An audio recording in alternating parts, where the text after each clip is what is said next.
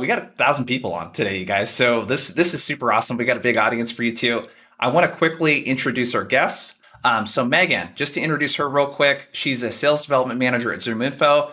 And she actually started at ZoomInfo when she was 18 in a data entry role, which I thought was really cool. And she got into her first management position at 21.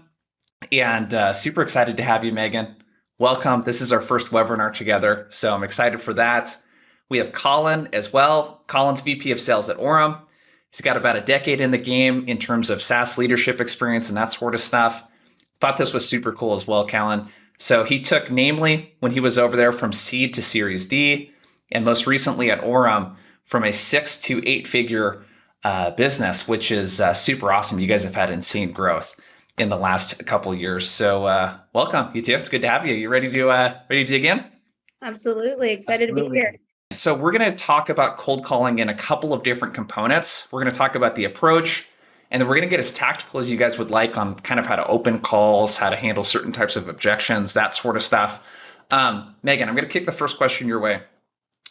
A lot of people ask about, how many times should I call? How many times, how long should I wait between the calls? When is too much? When should I give up? You guys ran a bunch of studies, it sounds like, recently at ZoomInfo, but generally, how do you and your team and the ZoomInfo team approach call attempts, the sequencing strategy, that kind of stuff? Yeah, that's a really good question. And I'm surprised we didn't run this data until recently, because over the years that I've been here, it's been pretty much call them until they tell you to go kick rocks, right? So we ran some data recently, and it seems like the sweet spot of when to normally send that breakup email to someone of should I keep calling or should I not is right around that 20 call mark, especially within a couple month time frame, right? If they've had a bunch of calls to them a couple years ago, then that's a little bit different. But I would say that 20 call mark is about that sweet spot. And what I teach my reps to do in the beginning when they're first calling a prospect is call them every day for a couple days in a row, and then eventually taper those days out. So if you call Monday, Tuesday, Wednesday, maybe call Friday, call Tuesday the following week, call Thursday the following week, and pretty much taper out from there. And say if you feel really good about the account, feel free to put it on pause, circle back around in a month or two, whatever you want to do. But normally my folks are double tapping people. And the reason why I believe in that is because there are so many robocallers nowadays where you don't know if it's a scam call, you don't know if it's a fake call, you don't know if there's going to be a person on the end of the line. So for us, we normally double tap people. And I find that most people understand why, or if they're like, why did you call me twice? Then you tell them the truth. Hey, I wanted to make sure you knew that I wasn't a robocaller, right? So maybe a couple times in the morning, couple times in the afternoon, but I believe in double tapping for sure. How far apart are you spreading 20 calls? Is this happening over the course of a couple weeks, 3 weeks? Like, how far does that typically get spaced out from start to finish? I would say probably a couple weeks. If you were to wrap up the timeline of trying to engage with a company, then I think 2 weeks is a good time to spread it out. And after that 2-week time frame, it's either you're really emotionally attached to the account and you want to continue going for some reason, or you knock it out and go to the next. So a double tap, because a few people are asking, this is, I call someone, they don't pick up, I hang up the phone, and then call them immediately back again. Let's talk about that. I'm going to kick this question your way, Colin. And by the way, it's fun if we disagree on stuff, you guys, okay? So no one's going to get their feelings hurt, I hope, if we disagree on stuff. So Colin, double taps. What are your thoughts on double taps? Is that something that you guys do at Orum, recommend? And any commentary you have as well around, like, how do you guys think about the contact strategy and how many times I'm going to call someone and that kind of thing? Yeah, absolutely. Thanks, Jason. And Megan, I love the double tap. It has certainly worked on me over the years, because to your point, you get a lot of these spoof calls. And I know if I'm getting called multiple times by the same area code, it's probably a robocall or some sort of call warranty thing. The double tap has worked on me, and it does work on folks. And I will say, just commentary, you get mixed kind of feedback from it. Some people love it, some people hate it. The folks that hate it, they're like, I thought this was an emergency. Why were you calling me so much? And so you need to be prepared to have responses to those type of personalities, right? And I think knowing your goal is to get a conversation at the end of the day, you don't want to start the conversation off on the wrong foot as well. So I think, you mentioned the emotional connection to the account, Jason, right? Like before you get into the cold call, the research and preparation you've done and list building is so important. And so if you really, with conviction, believe you're targeting the right person, the right account, you're focused on doing whatever it takes to get a conversation and share how you can authentically help that person. And so when you're coming from that perspective, it can ease the kind of guard that may come up even from a double tap. I think like if you're double tapping for not a genuine, authentic, empathetic message, then it can get lost in translation there. But yeah, I think it's a tactic that has been proven to work. I've picked up double taps. I don't always, but it has gotten me over the years. So I think the voicemail is important too. I've seen like a bunch of chats about leaving voicemails. I think that's so important. I asked my VP once about that, and I was like, what would make you pick up? Being a VP of sales, having a busy day, having people call you all the time, what makes you pick up or give someone a call back? And he's like, honestly, if they would just leave me a dang voicemail, like, I don't know who these people are, but if they were just to say, hey, it's this person from this company, would love for you to give me a call back. A lot of the times he said he'd be more likely to actually give them a call back if he just knew who the heck they were. So yeah. I definitely believe in voicemails. So that way, even if they think it's a robocaller or an emergency or not, then you can prove that by saying, hey, this is a real person. I just wanted to call you. Give me a call back when you have the chance. So I think voicemails are huge. Yep. I want to, with voicemail, a really big thing, because this is what I always tell people when I'm training teams, is the irony when I train people on cold calling is that I don't pick up cold calls. But you know what I do? I listen to every single voicemail. I at least hit play to watch the transcript. If it's relevant, I'll call the person back. The other thing too, and I'm curious your guys' take on voicemail because everyone's asking about it, is, yes, Stephen Hunter just dropped it in. I always like pointing the voicemail to something else that's less friction. So the end of the voicemail might be, hey, no need to call me back, Megan. Actually sent you an email. The subject line is SDR ramp time. Want to share with you how companies like ZoomInfo and yada are improving ramp time right now. Boom, and you point people to something else. The other thing I want to reference too, Orum has a lot of great data supporting leaving voicemails too. So if you leave a voicemail on the first call, the subsequent pickup rates on the second, third, fourth call are 25.8% higher. They did a huge study on this. So I'll kind of open this up to the both of you. With voicemail, it sounds like we're on board with, hey, we should leave a voicemail. What are your guys' tips, if anything different, around like what to say in that voicemail or what you've seen to be effective? I mean, just to further what Megan was suggesting before, you want to separate yourself from a robocall and show yourself as a real human. And so reducing uncertainty about who you are is key, whether it's on a cold call or on leaving a voicemail. And so Jason, I mean, you hit it. You may not actually listen to the voicemail, but you've got precious real estate on the cell phone where it's transcribing what is said. And so as long as it doesn't say HVAC and solar or tax relief services, and I'm reading it, it's talking about sales development, improvement, and ramp time, and the company name and the person's name. It's reducing that uncertainty for me. And then when I'm seeing their email in my inbox, they've helped cut through the noise, right? Because we're getting inundated with so much noise these days. Inboxes are flooded to a level where I simply cannot even keep up, even with all the email filtering apps. And so if someone's hitting my voicemail, pointing back to a case study they sent me that's relevant or something impactful they think can genuinely help me, I'm more prone to open that.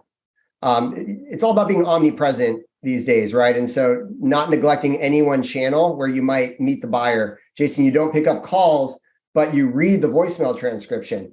Why neglect that channel, knowing there's a percentage of the market that will respond to that channel is the way we teach it. Yep. I'm curious, Colin, what you think about pre-recorded voicemails. Are you an advocate, or do you think they should be personalized every time? Yeah, I think you should, just like with email technology these days, it's having a good balance. And I do believe wholeheartedly in personalization and personalization at scale that's relevant to the person, especially if you've done your research. And so just as much as you're putting thought and research into that first email or third email or fifth email in the sequence, you're going to have automated, more templated emails that leverage the kind of if-then statements with the type of email campaign technology we have out there. I approach voicemails the same way. So having a mix of personalized voicemails and voicemails you can sequence in lockstep with the rest of your sales campaign just makes sense to work smarter and more efficient. And so I'm not one extreme or the other. I will say with any voicemail technology that folks are considering, there are a lot of laws around voicemails. And so ensuring that you're working with a provider that rings the call all the way through before leaving a voicemail is also key. I'm not a lawyer, but just calling it out for folks that might think about that type of technology.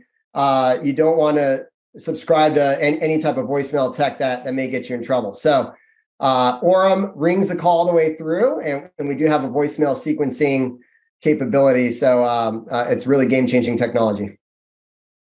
So great questions so far. So we've talked about contact strategy, voicemail. I want to get into a workflow component that I think is super important.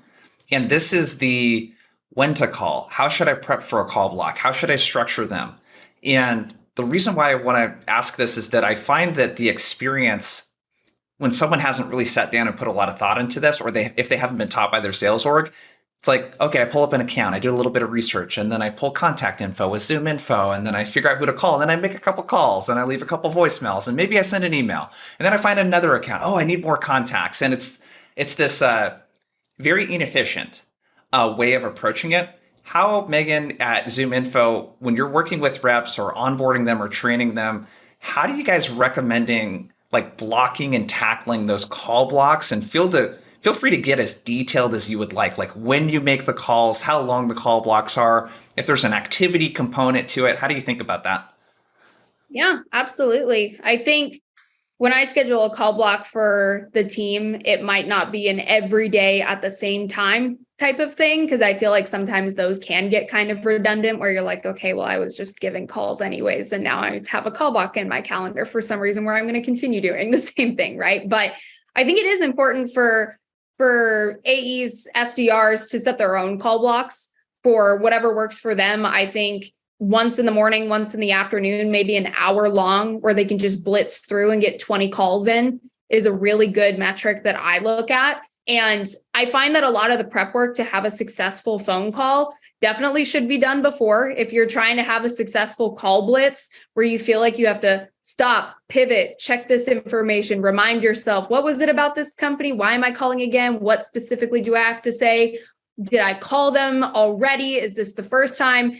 It completely eliminates the benefit that you get out of just doing a straight call blitz. And I feel like a lot of it comes for the notes that you give for yourself that makes sense to you, right? Because sometimes I do the certain language where I'm giving myself notes and it wouldn't make sense for some other person, but they just need to give themselves notes that make sense for them, where they can look at it quick at a glance and say, I know exactly what I'm going to say. I know exactly why I'm calling. So the prep before, I think, is crucial. So that way you can just do nothing but dial, look at your notes, and then, in my opinion, leave yourself notes. If you have to do any busy work, do it after the call block. Because if you book a meeting, don't stop. Tell yourself what you're going to do after this call block. Go ahead, make the next dial. Continue to try and get back to back meetings booked, so that way you don't lose your momentum. So quick comment, just because I see people asking in the chat, someone said, well, hey, this sounds like there isn't a lot of autonomy for this. It's like, no, you're actually working autonomy into this by doing it beforehand. Like, I want to, during that call block, you said 20 calls. That may not sound like much, but for someone that hasn't done, that's a lot of calls, especially if a couple people pick up. So I want to do all the prep. And I know the Orum interface is really great with this too, Colin, where it's like, it can, integrate with my sales engagement tool where I can see the prep beforehand. And for those of you asking, Michael said, what kind of notes? This is like anything that you would customize in the first 30, 60 seconds, or like their job title might be something helpful to know, right? Whatever kind of triggers you would normally look for, do that work in advance, at least on the account. So again, I'm just dialing. The game right now, I don't know what you two are seeing, I'd be curious, is connection rates are usually less than 5%, depending on who you call. So the game right now is if I don't approach cold calling blocks like this, I might not get to talk to anyone the entire day. And there's also a way, Orum, obviously, you guys have a very unique way of approaching this altogether. But so I just wanted to kind of double click on that. Colin, what kind of prep do you recommend someone does? Like if we're to get pretty granular, I think a question people always have is like, how much time should I spend doing preparation and finding something to talk about? How do you think about the balance? And you mentioned personalization at scale earlier, but how do you think about the balance of like how much prep should I do, knowing that 95% of the people I call are probably not even going to ever pick up? Yeah, Jason, great points there, right? You got to look at the connect rate. And once you actually have some data on the people that you call and the time of day that they normally pick up, or what day of the week you have the best success rate, you can start to prescribe to your sales team or to you individually what days you should focus on prospecting, research, and list building versus actual focused calling. And so to Megan's point, when you're in the call blocks, you don't want to be bumbling for research between every call, especially during the golden hours for your specific ICP, your ideal customer profile. And so I'd say as a starting point, once you have some data and you can ask your marketing team, you can look in your CRM. But if you don't have some data, you got to go out and make some calls and try every day and do 100 calls each day of the week at different times and figure out when you have the most pickup rates, when are people not picking up the phone. And when you have that laid out, you can prescribe to your team, hey, on Mondays at 10 a.m., the people we call are always in their sales all hands. They're never going to pick up the phone. That's what we're going to do a prospecting power hour where we're strictly researching, we're strictly putting the account list together. And what we train with that is do the research one time. And so our vice president of sales development, Terry Hussein, I'll give credit here, has been preaching this from day one of the company. You put your notes one time when you first customize your email, and that's your research on that person. And you're going to use that over and over, because when you get that person on the phone, you've got that information there. You're not fumbling for it. You're not having to reread it. Yeah, you could read it maybe while the phone's ringing, but I think the biggest mistake most reps make is they're researching, they go to make the dial, and they're just ringing and nobody's picking up. And they've just burned all that precious time, especially if it's during the golden hour of pickup rates. So in terms of blocking and tackling, segment your time, prioritize the lowest pickup rate times to prospect and research, and then focusing your conversations during the highest pickup rate times. And to Megan's point, don't stop when you get a meeting or a conversation. That's the other end. Most reps, they get a meeting. If you ever cold call before, you get a meeting, there's no bigger dopamine hit in the world. I don't care. On a cold call, when you've done it, you've got a relevant message, you've objection handled, and you booked the freaking meeting, you slayed the dragon, right? There's no better freaking feeling. And what do most reps do? They just get up and they stretch, they go get some coffee. But that's exactly when you should get back and continue your call block. When you got that momentum, more momentum brings more momentum and success. And so after the golden hour, to Megan's point, right, you go and you do your follow-ups. Look at all the connections you had. Do the homework of the email follow-ups, the scheduling, that type of blocking and tackling. I get with SDRs, you might need to book an AE meeting right there live, but do the heavier follow-up after the call block's over. Yeah. I think of it like meal prep too, right? If you think about the concept of meal prep, it does take time on the front end. And the reason why a lot of people don't want to do meal prep is they're like, it takes so much time, right? I could just make a quick, easy meal throughout the week, but people don't understand how ineffective it gets and how much more time it takes. And then they go get fast food in McDonald's because they don't want to make dinner, and it defeats the whole purpose. So you have to think about it a little bit longer term, where if you do your meal prep, you'll be able to eat the right food, the healthy choices you want, because it's ready throughout the week, even though the time ahead of time might not be the most delightful, but it's the delayed gratification that comes from it. I use that analogy all the time. It's like if you eat 21 meals in a week, people would think you were crazy if you individually went shopping for each of those meals and then you cooked it and then you ate it. Like, no one approaches eating their meals like that. So same kind of thing here. I think the big takeaway for everyone is break apart the task. Research is different from calling, is different from emailing. Like, break apart those tasks into components. I'll give 2 tips also on connection rates, and then we'll kind of keep moving here. If you're kind of starting from scratch, we've already got some really good tips around. Colin's like, dude, just look into your sales engagement tool and it'll tell you when the pickup rates are the highest. Like, that's a great starting point. I've also found Mondays and Fridays, especially Friday early afternoon, tend to have pretty high pickup rates, depending on your persona, just because salespeople are usually taught not to call on those days. Prospects are going to be too busy. They probably had a long week, whatever. Those are when your prospects are getting the fewest calls typically. So that's something that you can try too. Okay. So that's the workflow part. I want to start to shift because people are probably really antsy to get the tips and the tactics and the what to say in the call and that kind of thing. I want to talk about tonality first. So, Colin, I'll kick this first question your way. We talked about scripts when we were doing prep for this. There's a big debate on should we use scripts versus talk tracks, like how scripted should I be? I don't want to sound scripted. There's all of this kind of stuff. When you look at just brass tacks of the what to say, where do scripts kind of fit into this and talk tracks? And how do you guys look at that at Orum? Yeah, there's this old adage in sales. You want to use scripts, but not sound scripted. And we can borrow this from Hollywood, folks, right? A Hollywood method actor learns the script and learns the persona and embodies it. They know it so well, they cannot get it wrong. And absolutely, you should have a script, and your rep should know that script.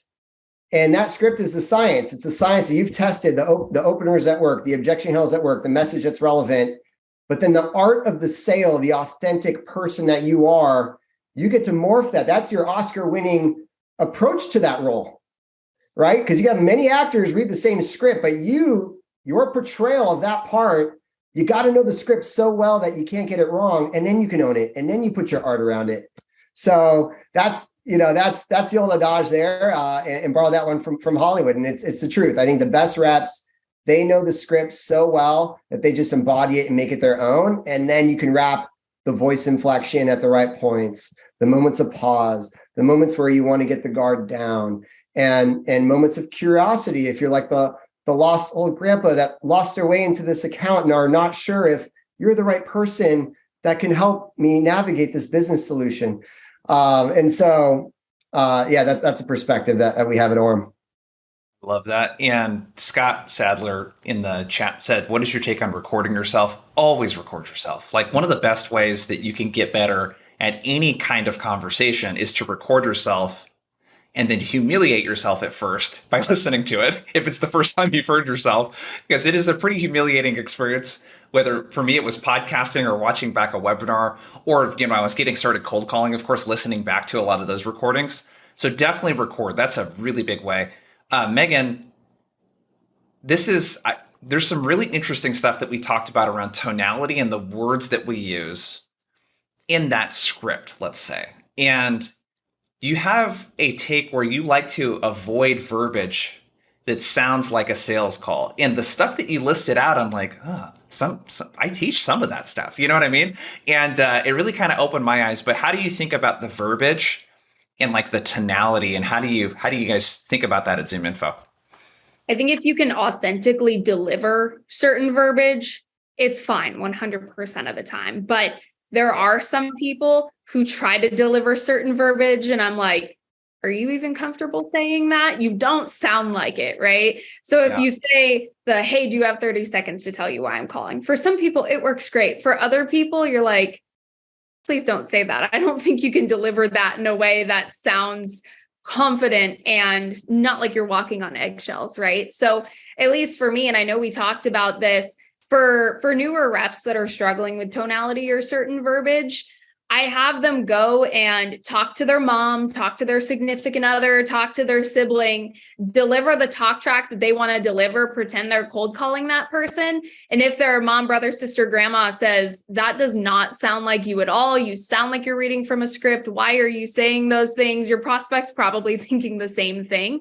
So if you're delivering your talk track to someone that knows you very well, that can give you honest feedback, and preferably also someone who might not be in sales, who doesn't really know the difference and can just think of you as someone that might be cold calling them for solar or for HVAC or whatever it is. Then you can get a really honest look at, do I think my prospect is going to be receiving these things the same way that my brother, sister, grandma, whoever would? So I really think it just depends on how you can deliver it.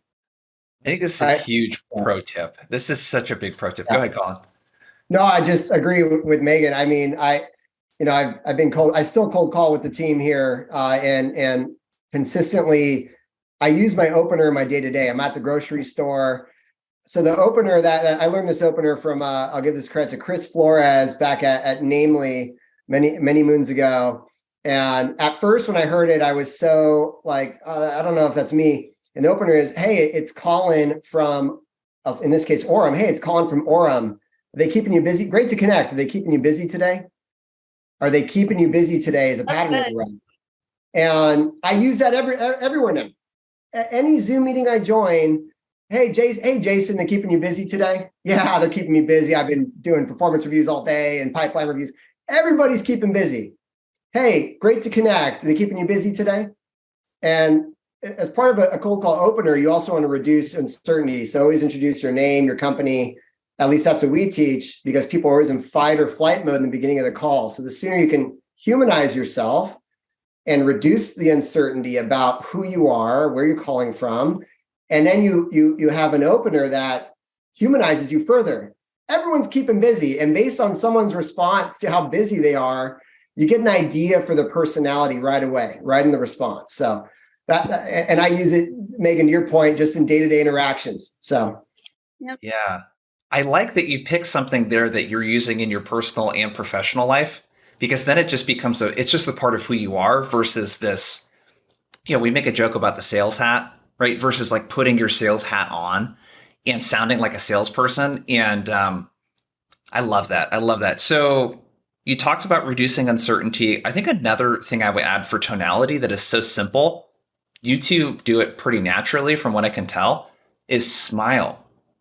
When you're calling someone, just have a smile on your face. You can hear the smile. It's a simple thing that I learned from call centers. We used to have a little tiny mirror inside the cubicle. And the goal was, we said, hey, when you're making calls, you need to see your teeth in the mirror. So I think smiling is really big. It's part of being very disarming. And Megan, so reducing uncertainty, we talked about. I would love for you to share like that first 15, 20, 30 seconds of the call. What are you recommending that reps say, do to really get past like that next part to where, okay, now we're in a conversation? Right. Absolutely. I saw someone in the chat talking about how they hate it when people ask them quote unquote fake questions. And that's another thing, is if some people fully believe in banter, some people hate banter. And if banter is a part of your personality where it's genuine and you're actually wanting, hey, how's your day going? How's the weather? Whatever question. I don't naturally do banter, to be completely honest. I like to get straight to the point because I feel like it does build certainty and lowers that wall. If I go into straight, hey, this is where I'm calling from. This is the reason why I'm calling. This is why it's relevant to you and your specific role. And this is why I feel like it's going to be worth your time. Right. So for me personally, I feel like it lowers that guard if you go straight into, this is why I think this is going to be valuable for your time today. And most importantly, this is why I'm calling you, right? This is why I'm calling you, Colin, you, Jason, not this is why I think your company is a good fit for what we do. But hey, I saw you're the VP of sales over at XYZ company. I know you're probably overseeing a team of sales reps. I know you're probably always trying to think of how they can cut down time prospecting and increase their times on the phone, which is why I wanted to call you, right? Then confirm you're still the VP of sales over there, right? Perfect. So you're just finding ways to establish relevancy. So that way this person is closing the gap in their mind of who is this person and why are they calling me, to I know who this person is, I know where they're calling from, and I know why they're calling me in particular, not just 2 minutes of doing research on my website to see if my company's a good fit. So your opener, what I dropped into the chat, is that close, Megan, to how you structure the first part? I saw you're the VP of sales at XYZ company. I know you're probably, and then you insert kind of like a typical thing that your market that you're hearing from them that are focused on or a challenge they're dealing with. And this is something I learned from Tyson and Rod when I had them on from ZoomInfo was like get the person, like get a conversation doesn't happen when one person is talking. Get the other person talking as quickly as possible. And it could just be a quick yes, I think is what you guys really focus on. How can I get like 2 or 3 yeses, in the first part and have some dialogue? It's in How to Win Friends and Influence People by Dale Carnegie. In my mind, that is the end all be all of books that every single person should read when they go into sales, because I get that tactical sales books are great, but I think 90% of conversation on the phone is not just the words you say, but the people skills behind it. And I feel like that social awareness is something that not everyone is educated on. So when you look at the yes, yes method in Dale Carnegie's book, it's psychologically not only just getting them to talk, so it's not just you, but it's psychologically moving their brain in a direction of becoming more open to what you have to say.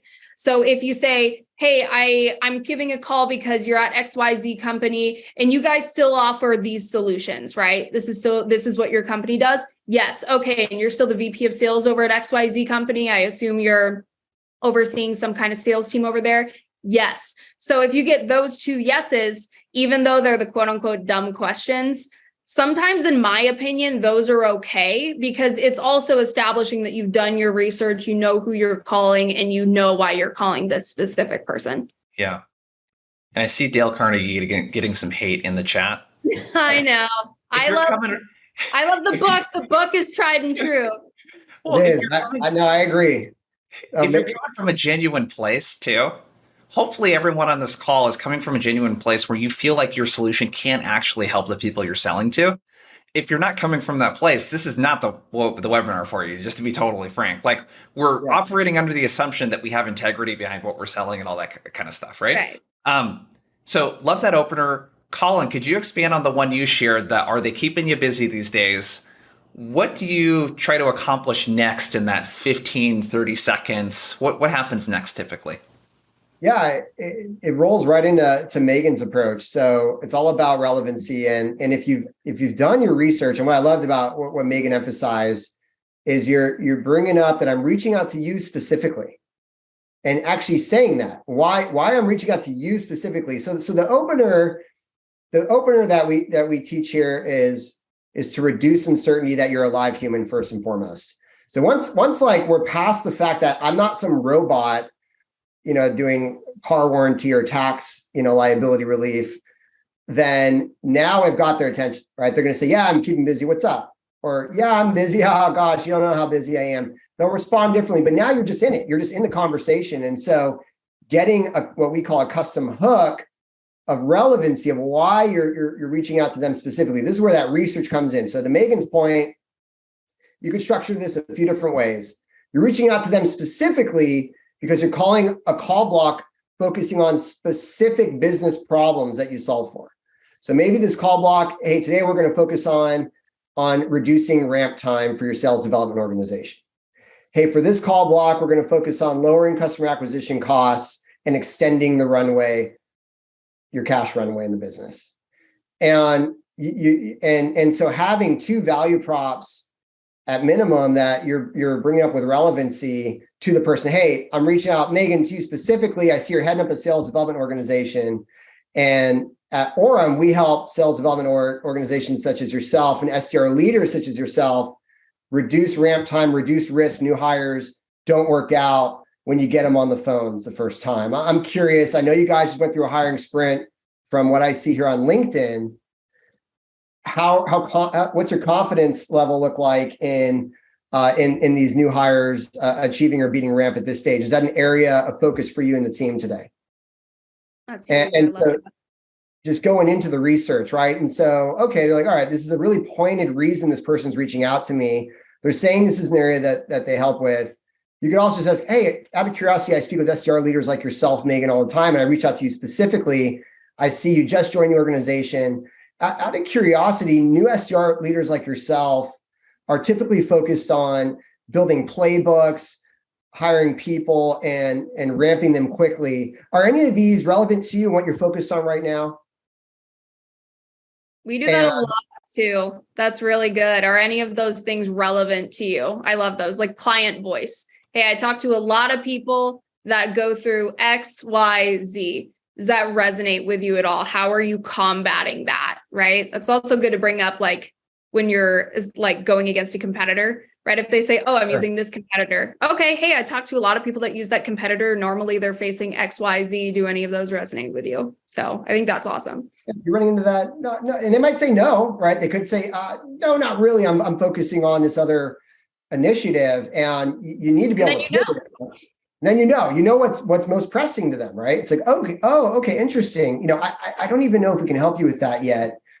Do you mind if I ask you a few questions? We might be relevant to that initiative as well. And you're just kind of back into it. So you try and hook them with some relevancy in the beginning based upon the research you've done and the persona or problem you're calling about. And then you want to pivot to what's most relevant and pressing for them. If it's not what you're shooting, the darts at the dartboard at. But if you've done the upfront research, you've mostly reduced risk, what you're throwing the darts at are going to hit. Yeah. So I teach a very similar approach. I call them priority drops, but it's the same kind of stuff. So what these two are sharing is, if I know generally 2 or 3 things that my target persona, that people like this are focused on, I'm going to give them the menu list, and it reduces the cognitive load of responding. If I just hear something that grabs my attention, it's a lot easier to say, yeah, that first thing you mentioned, versus asking a really open-ended question like, what are your goals this year? Or what challenges are you running into with your sales development team? It's like, where do you want to start, dude? So I think giving them a menu list for sure, great. The other thing too is, I don't want to gloss over this, Colin. You had mentioned you frame the call blocks around talking points. And one thing that we didn't talk about when we're talking about blocking off calls is, like, if you can, many of the clients I work with are selling to multiple personas. So they're selling to like a contact center, and then digital, and then some sort of other operations. These are all different talking points. If I can take a call block and reduce the amount of like multitasking I have to do, or task switching, I guess is a better way of thinking of it, where I call one persona, I have 1 or 2 main messages that I'm using, I can get into kind of a rhythm. Yes. Am I kind of hearing you correctly there? I don't want to gloss over that. That's such a huge part to making this time efficient for yourself. No, it's a great productivity hack, especially when you're working with sales reps that they're just, maybe they're sales development, inside sales reps, or folks that are just kind of getting used to the message and scripting. And if it depends on your business, right? You might have businesses that call all kinds of personas and offer different services and suites of products to different verticals. The more focus you can get in a call block, and you're not kind of like going from CRO to SDR manager to CFO in your talk tracks, you might get to a point where you're so elite that you know it and you're good. But getting yourself focused in a flow of, I'm going to call to represent this suite of products to this specific persona in this specific hour, and you're just firing it. You just know exactly what points you're going to hit on, no matter who actually gets on the phone. 1, you've got your research in front of you for that person, but 2, the relevancy talk tracks, you're just tight and right with it. You've warmed up the script. You've done the rehearsal lines before lights, camera, action go on. You don't want to jump from scene to scene to scene. You're practicing the same scene over and over and over again. So yeah, Jason, no, it's part of like trying to reduce distractions and reduce risk that the conversation doesn't go well at the end of the day.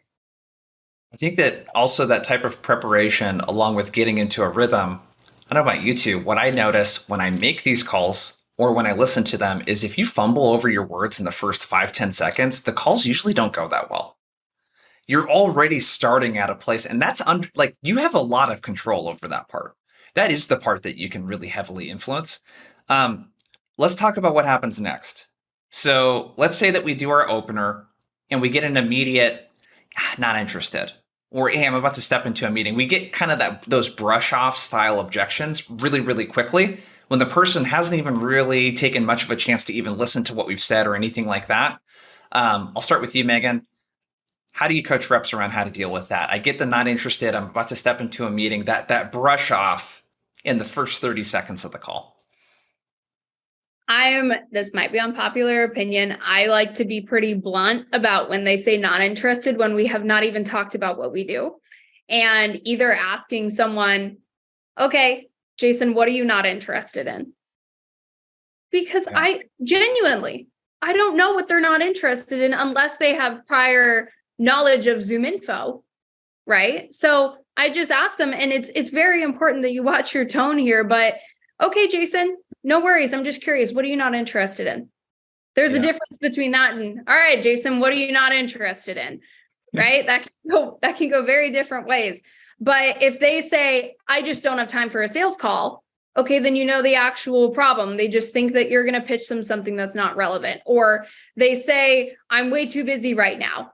Then you can say, okay, great. Well, I knew that I probably wasn't going to call you at the perfect time of the day, which is why I wanted to schedule a meeting with you, right? That's the same thing. If someone's walking into a meeting, my favorite thing is when it's 1:25 and they say, oh, I'm literally walking into a meeting, or, 17-minute mark, I'm walking into a meeting, right? They're not walking into a meeting most of the time, but you can say, hey, Colin, that's totally fine. I knew it would be very unlikely for me to call you at the perfect time, which is why I wanted to schedule a meeting with you.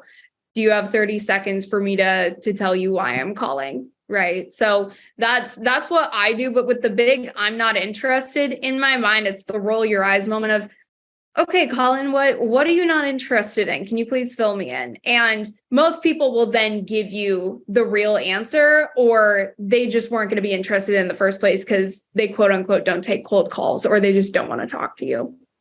Yeah. Tonality I want to double click on is so important. Like when you did the example of the tonality on the, oh, what are you not interested in? It sounds like you're genuinely curious versus being accusatory, which I put down like empathize and like agree. Like you're basically agreeing with the person or not arguing with them. I think that objections, especially because they happen so quickly in a cold call, you have to show the prospect right away that I'm not trying to be confrontational with you, because that just never ends up well for a rep. Colin, what about you? Those kind of shallow objections, and I might have missed a couple, but is this a sales call? Are you, I'm not interested. I'm about to hop into a meeting. How do you guys think about that at Orum? I love it. So I'll give one. I know that the subject was no gimmicks. I'll give one gimmick I learned, and it's so funny. It's almost a pattern interrupt. And when someone says, "Oh, I'm not interested." And by the way, Megan, I love your approach to that. And you're really with any objection, you're trying to test if it's an objection or a brush off. Right. First of all, so classifying the response is important. And so you want to be able to test it. Like, is this an objection, or are they still in fight or flight mode and trying to brush me off? Is it an objection because they're not interested in ZoomInfo specifically, maybe based on prior experience, or based on Orum because they had prior experience with some calling and prospecting technology, or is it just a brush off? So the response, and by the way, it's a great way to ask that. I wrote that one down here. The one I used early in my career, which I thought was so funny, was when they say, "Hey, I'm not interested." I used to say, "Well, I'd be falling out of my chair if you were interested at this point. Do you mind if I level with you real quick on why I'm calling, and you could let me know if it's worth a longer conversation?" And usually it's another way to test it. And they're like, "Well, I'm about to run into a meeting. Well, I actually took a demo with you guys last year and it wasn't for us. I'm not interested," right? At least you know what it is. You need a response that gets you past the test. Is it a true brush off or a true objection? And so if you know it's an objection, then you can handle that objection based upon why they're not interested. And there's two quick tactical tips we teach here at Orum. The can I level with you real quick, I got from a sales trainer named Beck Holland. We'll give credit there years ago, and we train on it here at Orum. And it's a pattern interrupt. They say, "Hey, I'm about to walk into a meeting. Hey, I'm about to join a Zoom call." Or actually, people pick up when they're on a freaking Zoom meeting. I'm getting cold called right now. I don't know if you guys in the audience, but I'll get a pattern interrupt do a pattern interrupt on me. "Hey, I know I caught you cold here. Do you mind if I level with you real quick? to ensure it's even worth following up. Because I've got a 20-step follow-up sequence, and I don't know if it's even worth putting you into that follow-up sequence. Do you mind if I ask you real quick if it's worth a longer conversation, a few quick questions? And I recognize I caught you cold here. So that's also when I use what's called the upfront contract. It's usually in that objection handle. It's, hey, I know I caught you cold. You always got to go with the prospect, right? You always agree, hey, empathize. I know I caught you cold here. Do you mind if I level with you real quick to share why I'm calling? And you can let me know if it's worth a longer conversation. That's really the one time I use the upfront contract. The other one I'll leave you with is, that's exactly why I'm calling. Yeah. The objection is the reason. This is true jujitsu, word jujitsu. Go with the prospect. So, hey, I'm not interested. Hey, that's exactly why I'm calling. Megan wasn't interested until she found out we can handle X, Y, and Z. And now they feel a different way about it. Do you think that's relevant for you? It works with any objection. Hey, I'm about to run to a meeting. Hey, that's exactly why I'm calling. I'm hoping to schedule a time where you're not in a meeting. Do you think it'll be available in the next 30 minutes when the meeting's over? What time's the meeting over? So that's a real quick one. You can always lean on. That's exactly why I'm calling. I love the verbiage of, I know I caught you cold versus this is a cold call. I think it's a lot more natural and you're just being more human. Like, hey, I know I caught you cold, but if you have a second for me to level with you, versus, hey, full transparency, this is a cold call. When people say full transparency, the way I think about that is you weren't transparent until you said that. Yeah. So you're like, okay, to hop off my horse of not being transparent, let me be transparent with you for a second. This is a cold call, now that you know that's this big secret, right? But if you say, hey, I know I caught you cold, can I level with you really quick? It's a lot more personable and a lot more human versus, hey, this is a cold call. Yeah. And just remember, the three of us here sell into sales leaders, right? Most of you watching probably don't sell into sales leaders. So just saying cold call, there's no inside joke with the people that you're calling if it's not people in sales usually, So I love that. Okay, so this is the brush offs. I got to ask you, Megan, this just because you're calling from ZoomInfo. What do you guys say when someone says, "How'd you get my number?" Oh, we say we got it from ZoomInfo, and that's exactly why I'm calling you, right? And then you book the meeting from there. They ask no more questions, and then they close the same day. No, I'm just kidding. But no, seriously, I got it from ZoomInfo. That's exactly why I'm calling you. It's pretty simple. Yeah. I think being really transparent with that one is super clutch. So let's say it's a real objection. I think one of the objections that people are getting, a lot of my clients are getting at least right now is, we're not taking on any new software solutions or providers right now, or our budgets are froze, or, that kind of stuff people are throwing around a lot. I'll kick this one your way first, Colin. How do you think about this one where it's a little bit more, it could be potentially a brush off, but let's say that someone really is in a place where they can't really bring on something new right now. And the call has gotten to a point where you have had a dialogue, a conversation, the person's willing to engage. How do you think about this one? Yeah. So I love simple frameworks, and I'll leave the audience with this one. This is a classic. This has been around. This one's so old it has a beard, but it works. That's why Dale Carnegie book still works. People might rewrite it, modernize it, but the stuff that has worked since salespeople were in the old spice bazaar selling spices still work today, folks. So this is called the feel, felt, found. Feel, felt, found. Very classic. It's a great one to use here. And it expresses empathy and understanding. And recognize that people say no because they don't know something, K-N-O-W, and they can make a new decision only when you give them more information.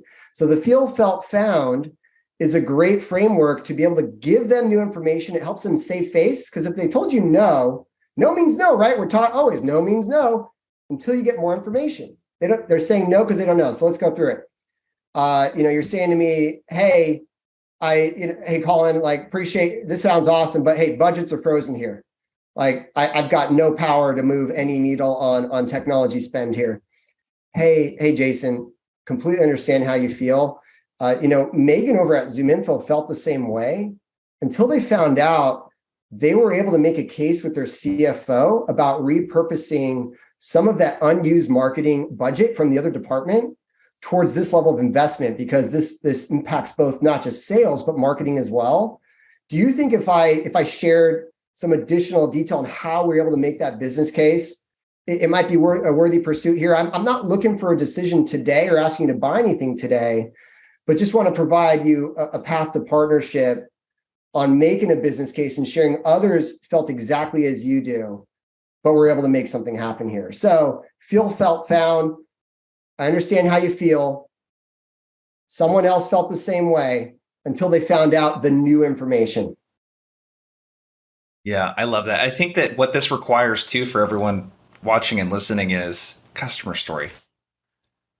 I find that you need to have 2 or 3 customer stories committed to memory that are relevant to the people that you're reaching out to, so that you can bring up these stories. It's super, super important. And even if you don't use the words feel, felt, found, you could, that framework and that approach referencing, like, you acknowledge how they're feeling, acknowledging someone else, and then the transformation, kind of like the before and after, So that framework, love it. Megan, what about you? How do you approach objections like this, where it's coming from a little bit more of a legitimate place? It's a budget related type of thing, or whatever it might be. Yeah, I think when Colin used the word, like, we want to like repurpose, or we want to transition, or I don't know, when they get a cold call, they think it's going to be this big project that they don't have money for, that doesn't align with everything that they're already trying to keep in place.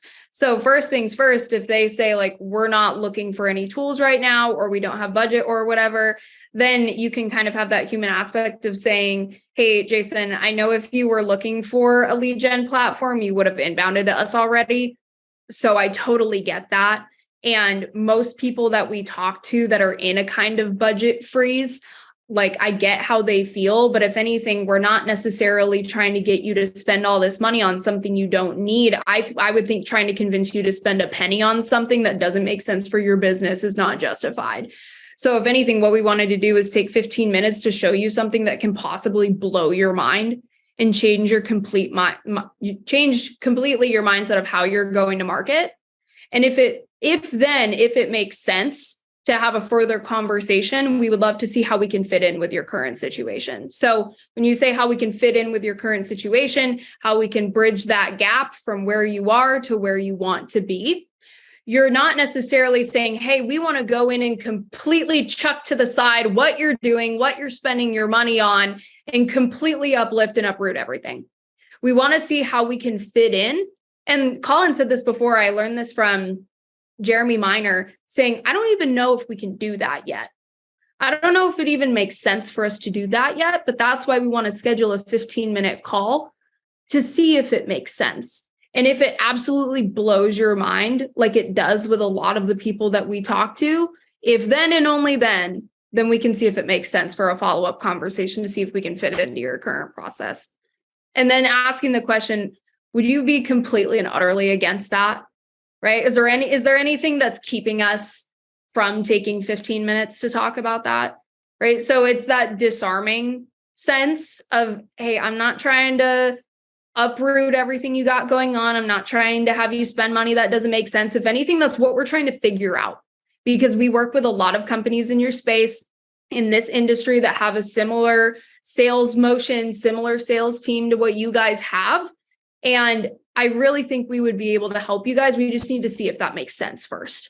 So I agree with Colin on some points that he said in the past, like fitting those into that conversation, I think disarms the prospect a lot.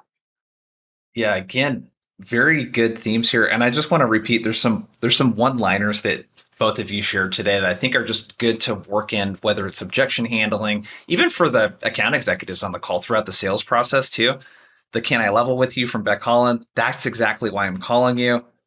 I know I caught you cold. The fit in thing that you just mentioned again, Megan, I don't even know if it makes sense. So it's little things that you can use to demonstrate that this is it takes 2 to tango here. Like I'm not bowing down to you because you're the prospect. Okay. Like, like my time is important too, kind of thing. And I don't know if this would make sense. So I love that. I'm going to drop, before we bounce, Make sure to check out ZoomInfo Orum. In the chat, I just dropped some links. Connect with us on LinkedIn. We would love to hear from you. Blow up our LinkedIns there. And what I would love to leave with here, Colin, I'll send this first question your way, is what resource would you recommend to reps or sales leaders to check out that's maybe non-sales related? Maybe something, it could be a podcast, a book, a person to follow. What's something non-sales related that you think would really help their cold calling skills? Cold calling skills. I'll say two books that are non-cold calling related, but like studying human psychology is so key. And one author in particular, Robert Cialdini, he has several books, but I would say Influence would be the top choice there for any sales professional. They should read that book just as much as you should read Dale Carnegie's book, as recommended by Megan. It's a non-sales book, but human psychology and communication are what we're about, studying people and communication. Love it. Great book. Definitely double click on that one. Megan, what about you? What non-sales related resource would you recommend that folks check out to get better at sales or prospecting? Yeah, absolutely. I read a lot of John Maxwell books. I love his books, and a lot of them are about leadership, and especially being a sales leader. I apply a lot of that to my team. But there's a book, Everyone Communicates, Few Connect. That's a really, really good book. And it does talk about that psychology and about earning buy-in from people. And if you're a sales leader, if you're an SDR and AE, it works the same way, that what you're doing is you're trying to create buy-in and trust with people. And I think that's a really, really good book. Awesome. These are great. Make sure to check out Orum and ZoomInfo, zoominfo.com and Orum.com. And Colin, Megan, appreciate you two spending time with us and all the engagement from everyone. And this is super fun. Thank you, everyone. Absolutely. Thank Cool, you. cool. We will see you later, everyone. Have a good one.